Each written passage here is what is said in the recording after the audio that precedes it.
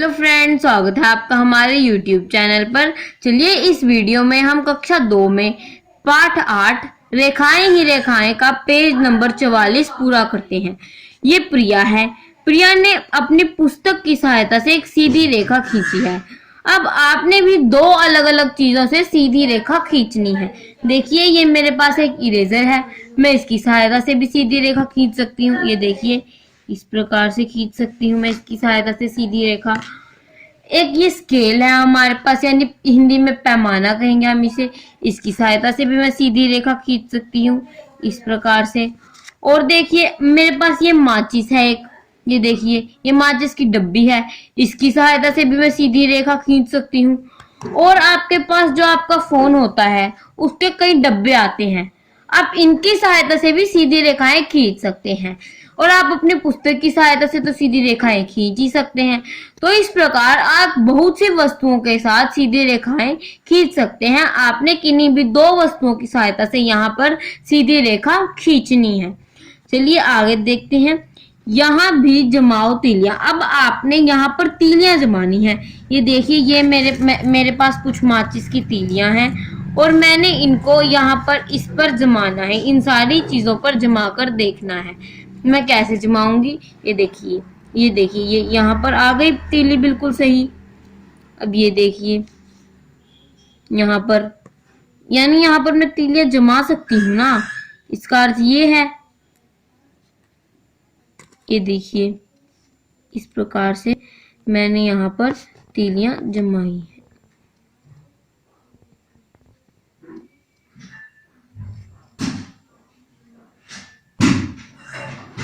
यानी मैं यहाँ पर तीलियां जमा सकती हूँ, यहाँ पर भी जमा सकती हूँ। ये देखिए, इस प्रकार से।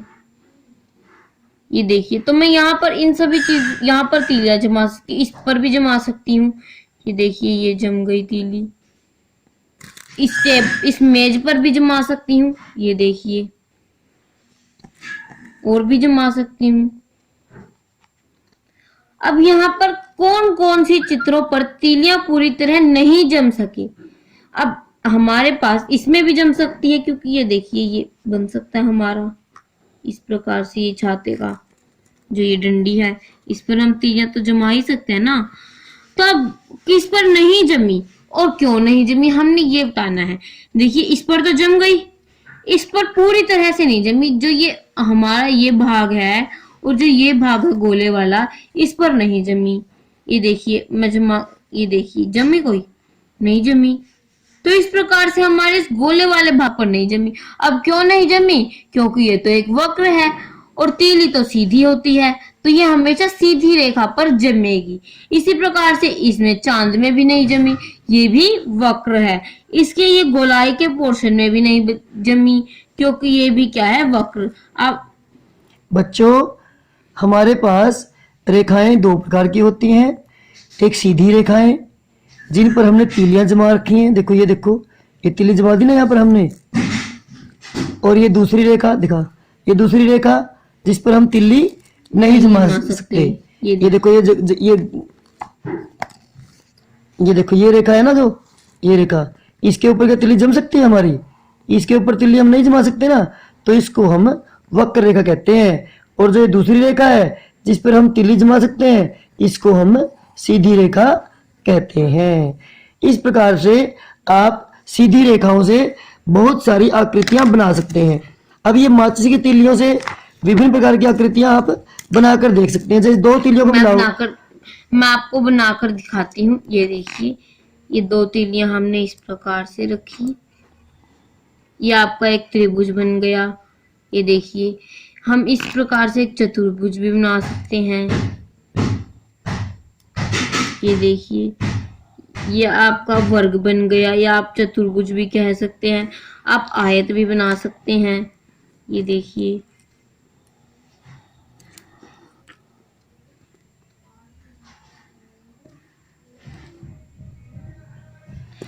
इस प्रकार से हमने ये आयत, वर्ग और त्रिभुज, ये तीन तो बंद आकृति बनाई। हम इससे खुली आकृतियां भी बना सकते हैं। जैसे ये देखिए, ये हमारे पास एक खुली आकृति है। और देखिए, ये भी मैं आपको बनाकर दिखाती हूँ। ये देखिए, ये भी आपके पास एक खुली आकृति है। और देखिए, ये देखिए, पास एक खुली आकृति है।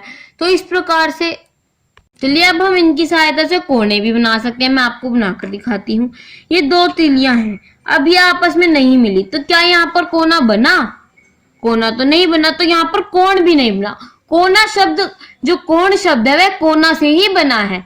जब हमारा एक कोना बनता है जहां पर, वहीं पर हमारा एक कोण बनता है। यहाँ पर कोना नहीं बना, तो इसलिए ये यहाँ पर कोण नहीं बना। और जब ये मिल जाएंगी तो ये देखिए, यहाँ पर ये कोना बन गया, तो यहाँ पर एक कोण बन गया। और ये अब देखिए, अगर यहाँ पर बिल्कुल दोनों रेखाएं सीधी हों, एल के प्रकार का कोण जब बनेगा, तो ये इसको हम कहेंगे समकोण कहेंगे। और ये कितने डिग्री का होता है? ये 90 डिग्री का होता है। और ये एल के आकार, बिल्कुल एल के आकार का होता है। और जब हमारे पास 90 से कम का आता है, तो अब हम उसे कहेंगे न्यून कोण, जो कि 90 से कम का होता है, जिस प्रकार से ये है। और हमारे पास तीसरे प्रकार का एक और कोण है, जो कि देखिए, अगर जो 90 से ज्यादा का होता है, ये 90 से ज्यादा का कोण है, और इसलिए ये हमारा अधिक कोण है। इसको हम कहेंगे अधिक कोण। और ये हम किसी भी कोने के झुकाव को ही कोण कहते हैं। अब इसका झुकाव कम है, तो इसलिए यहाँ पर न्यून कोण बना। न्यून का अर्थ ही होता है कम, तो कम झुकाव से हमारा न्यून कोण बनता है। और यहाँ पर बिल्कुल ना ज्यादा कम और ना बिल्कुल सीधा झुकाव है, तो इसलिए यहाँ पर समकोण बनता है, और इसे हम 90 डिग्री का कोण कहते हैं।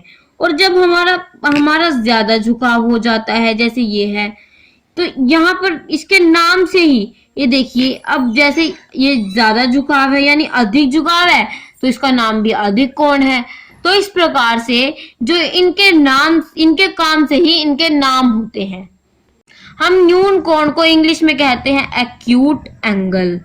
कोण को एंगल कहेंगे और न्यून कोण को एक्यूट एंगल। समकोण को कहेंगे राइट एंगल।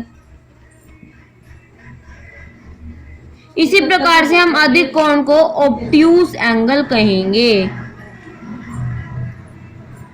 तो इस प्रकार से हमारे पास 3 प्रकार के एंगल या कोण होते हैं। चलिए अब हम गतिविधि के माध्यम से 2 रेखाओं के बारे में चर्चा करते हैं। अब हमारे पास ये 2 रेखाएं हैं, ये देखिए, ये 2 रेखाएं हैं। अब जो हमारी रेखाएं होती हैं, ये हमारी 2 प्रकार की होती हैं। अब ये देखिए, हमारी ये एक रेखा ये है, एक ये है, एक ये रेखा है और एक ये रेखा है। तो इस प्रकार से हम 2 रेखाओं के बारे में देखेंगे।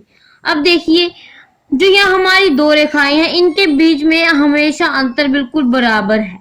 ये कहीं भी आपस में काटती नहीं है, इनके बीच का अंतर बिल्कुल बराबर है। तो इस प्रकार से हम इन्हें समांतर रेखा कहेंगे, क्योंकि इनका अंतर समान होता है, तो इसलिए इन्हें हम समांतर रेखाएं कहते हैं। बिल्कुल इनके काम से इनका नाम होता है। कोणों में भी मैं आपको बता चुकी हूँ, जैसा इनका काम वैसा ही इनका नाम। इसी प्रकार से इनमें भी ऐसा ही होता है, और इनको हम इंग्लिश में कहेंगे पैरेलल लाइंस। और इस प्रकार से हमारे पास एक दूसरी प्रकार की रेखाएं होती हैं, जो कि ये देखिए, अब यहाँ पर इनके बीच की दूरी इतनी थी, लेकिन यहाँ पर जैसे जैसे ये आगे बढ़ती गई और ये बिल्कुल इनकी दूरी बिल्कुल ये मिल गई आपस में यहाँ पर आकर। तो इस प्रकार से इनको हम कहेंगे काटने वाली रेखाएं, या हम कहेंगे प्रतिच्छेदी रेखाएं। अब यहाँ पर भी देखिए, बिल्कुल इनके काम से इनका नाम है। प्रति का मतलब एक दूसरे के अंदर, छेदी का मतलब छेद करती हैं, तो ये एक दूसरे के अंदर छेद करती हैं, तो इसलिए इनका नाम प्रतिच्छेदी रखा गया है। और इंग्लिश में हम इनको कहेंगे इंटरसेक्टिंग लाइंस। तो इस प्रकार से हमारे पास लाइंस या रेखाएं 2 प्रकार की होती हैं, पैरेलल लाइंस और इंटरसेक्टिंग लाइंस। हिंदी में समांतर रेखाएं या प्रतिच्छेदी रेखाएं। आज के लिए इतना ही। और हमारे चैनल को इसी प्रकार से खेल खेल में पढ़ाई करने के लिए हमारे चैनल को सब्सक्राइब कीजिए, वीडियोस को लाइक कीजिए, शेयर कीजिए और बेल आइकन को प्रेस करना मत भूलिए ताकि आपको हमारी अगली वीडियो सबसे पहले मिल सके। धन्यवाद।